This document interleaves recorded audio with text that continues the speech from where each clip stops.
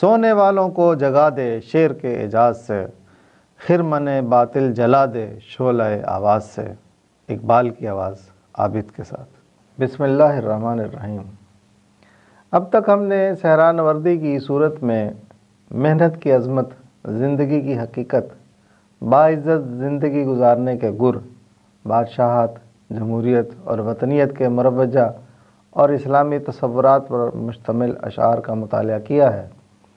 آج ہم نظم خضر راہ کے 5ویں حصے کا مطالعہ شروع کریں گے، جس کا عنوان ہے سرمایہ و محنت۔ اس حصے میں 2 بند ہیں۔ آج ہم ایک بند کو پڑھیں گے کہ جس میں عام آدمی کو سرمایہ داری کی حقیقت سے آگاہ کیا گیا ہے اور اسے اپنے حقوق کے لیے اٹھ کھڑے ہونے کا پیغام دیا گیا ہے۔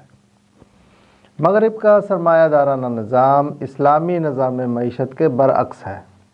اہل مغرب نے اللہ کی ہدایت کا انکار اور اپنی عقل پر اعتماد کرتے ہوئے اپنا اجتماعی نظام خود بنایا ہے۔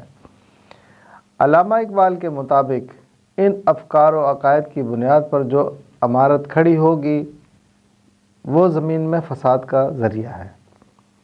مغربی معیشت کی بنیاد سرمایہ داری ہے، جس کا یہ اصول ہے کہ محض سرمایہ کے استعمال سے دولت کمانا جائز ہے، جسے سود کہا جاتا ہے، یعنی محنت کو شامل کیے بغیر صرف پیسے سے مزید پیسے کمانا۔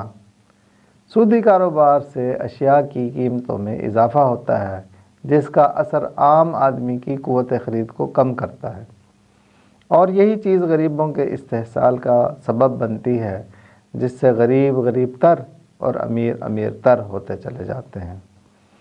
سرمایہ دارانہ نظام کا لب لباب یہ ہے کہ انسان کی ساری کوششوں کا محور و مرکز اس دنیا کی دولت ہونی چاہیے، یعنی سرمایہ دارانہ ذہنیت کا حاصل دنیا اور مال کی محبت ہے۔ مطلب یہ کہ انسان کی بھاگ دوڑ سے دنیا میں زیادہ سے زیادہ آسائشیں اور سہولتیں ملیں، اس کا بینک بیلنس بڑھے، وہ کاریں اور بنگلے حاصل کرے اور اس کا معیار زندگی بلند سے بلند تر ہو۔ اس دوڑ کا لازمی نتیجہ آخرت سے منہ پھیرنا اور اس کی اہمیت کو کم کر کے آہستہ آہستہ اسے اپنی ترجیحات سے خارج کرنا ہے۔ جبکہ اسلام نے ایک معتدل معاشی فکر دی ہے اور محنت اور سرمایہ میں توازن رکھا ہے۔ اسلامی معیشت کے بنیادی ستونوں میں زکوٰۃ، خمس، جزیہ اور کاروبار میں مضاربہ اور مشارکہ وغیرہ شامل ہیں۔ اس میں یہ تصور بھی موجود ہے کہ اگر صارف یا پیدا کار اسلامی ذہن رکھتے ہوں تو ان کا بنیادی مقصد صرف اس دنیا میں منافع کمانا نہیں ہوگا، بلکہ وہ اپنے فیصلوں اور رویوں میں آخرت کو بھی مد نظر رکھیں گے۔ اس سے مزدور اور کارخانے دار کا رویہ مغربی معاشرے کے مادی رویوں سے مختلف ہوگا اور معاشی امکانات کے مختلف نتائج برآمد ہوں گے۔ اس پس منظر کے ساتھ آئیں حضرت خضر علیہ السلام کی نصیحت سنتے ہیں۔ بندہ مزدور کو جا کر میرا پیغام دے، خضر کا پیغام کیا ہے یہ پیام کائنات۔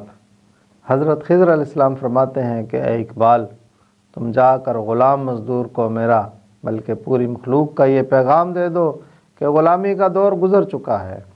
واضح رہے کہ بندہ مزدور سے مراد وہ عام طبقہ ہے جو اپنی جسمانی اور ذہنی صلاحیتوں کو بروئے کار لا کر محنت اور ملازمت کرتا ہے، جس کے پاس صرف وقت کی دولت ہے۔ اگر اس کا وقت بکا تو اسے کچھ ملے گا، ورنہ وہ فاقہ کشی پر مجبور ہوگا۔ اور سرمایہ دار کی کیٹیگری میں حکمران اور جاگیردار طبقے بھی شامل ہیں۔ اس پس منظر کے ساتھ سنیے۔ اے کہ تجھ کو کھا گیا سرمایہ دار ہی لگر، شاخ آہو پر رہی صدیوں تلک تیری برات۔ حالت تو یہ ہے کہ سازش کرنے والا سرمایہ دار تمہارا حق مار رہا ہے اور حکومت بھی اسی کے پاس ہے، اور وہ تمہارے حقوق کے لیے قانون سازی کر رہا ہے، اور وہ تمہارے حقوق کا سرکاری فرمان جاری کر کے ہرن کے سینگ پر رکھ دیتا ہے جو کسی مزدور کے ہاتھ نہیں آ سکتا۔ لہذا تمہارے قانونی حقوق بھی تمہیں تحفظ فراہم نہیں کر سکتے۔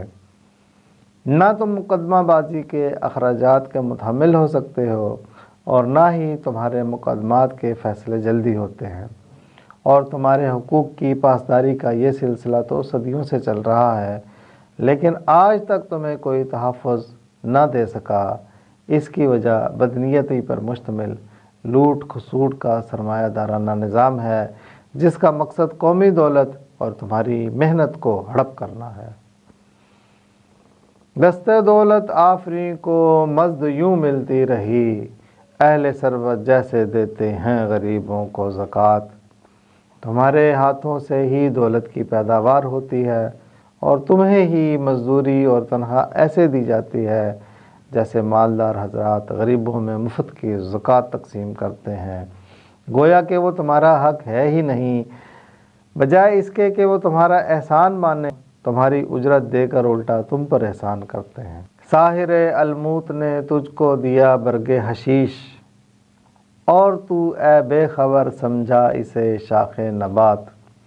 یہ سرمایہ دار در حقیقت میں جادوگر ہے جو تمہیں ہر وقت بھنگ پلا کر سلائے رکھتا ہے، اور اس کی دی ہوئی بوٹی کو تم ترکاری سمجھ کر کھاتے ہو، اور وہ تمہیں نشہ پلا کر اپنا کام کرتا رہتا ہے۔ نسل، قومیت، کلیسا، سلطنت، تہذیب، رنگ، خواجگی نے خوب چن چن کے بنائے مسکرات۔ یہ سرمایہ دار، جاگیردار اور بادشاہ ایک ہی تھیلی کے چٹے بٹے ہیں، اور ان سب نے تمہارے لیے چن چن کر نشہ آور دوائیاں بنا رکھی ہیں، جنہیں تم بغیر سوچے سمجھے کھا کر مست ہو جاتے ہو اور اپنا ہی نقصان کرتے ہو۔ وہ نشہ آور ادویات میں گنوا دیتا ہوں۔ کبھی تمہیں نسل کی بنیاد پر تقسیم کیا جاتا ہے اور کبھی قومیت کی بنیاد پر، کبھی تمہیں مذہب کی بنیاد پر لڑایا جاتا ہے اور کبھی ملکوں کی بنیاد پر، کبھی تمہارا استحصال تہذیب اور تمدن کی بنیاد پر کیا جاتا ہے اور کبھی کالے اور گورے رنگ کی وجہ سے۔ اصل غرض یہ ہوتی ہے کہ آپ ان کی لوٹ کھسوٹ نہ دیکھ سکو۔ ذرا غور کرو کون، کب اور کہاں ان بنیادوں پر تمہیں مصروف رکھ کے تمہیں بیوقوف بنا رہا ہے۔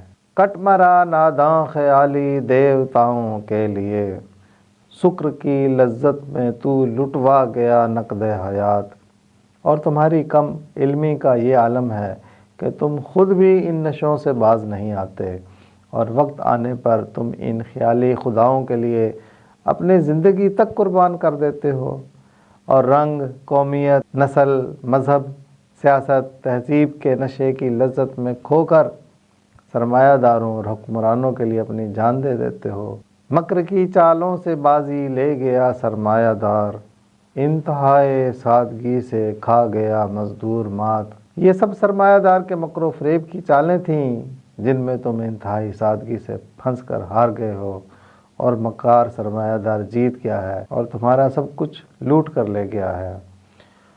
اٹھ کے اب بزم جہاں کا اور ہی انداز ہے، مشرق و مغرب میں تیرے دور کا آغاز ہے۔ عام انسان سے خضر علیہ السلام فرماتے ہیں کہ اب دنیا کی تاریخ نے ایک نیا موڑ لے لیا ہے اور پرانا نظام ختم کر کے دنیا ایک نئے دور میں داخل ہو رہی ہے۔ اب مشرق اور مغرب میں جو دور آنے والا ہے اس میں تم نے اہم کردار ادا کرنا ہے، اور مغربی غلبے کا دور ختم ہونے کو ہے۔ دیار مغرب کے رہنے والوں، خدا کی بستی دکان نہیں ہے، کھرا جسے تم سمجھ رہے ہو وہ اب ذرے کم عیار ہوگا۔ تمہاری تہذیب آپ اپنے خنجر سے خودکشی کرے گی، جو شاخ نازک پہ آشیانہ بنے گا نہ پائیدار ہوگا۔ سفینہ برگ بنا لے گا قافلہ مور ناتواں کا، ہزار موجوں کی ہو کشاکش مگر یہ دریا سے پار ہوگا۔ وہ اہم کردار جو اس کمزور قافلے کو موجوں کی کشاکش سے نکال کر دریا سے پار لے جائے گا، اس کردار کو سمجھنے اور اپنانے کے لیے اگلی قسط ضرور ملاحظہ فرمائیں۔ دیکھتے رہیے اقبال کی آواز عابد کے ساتھ۔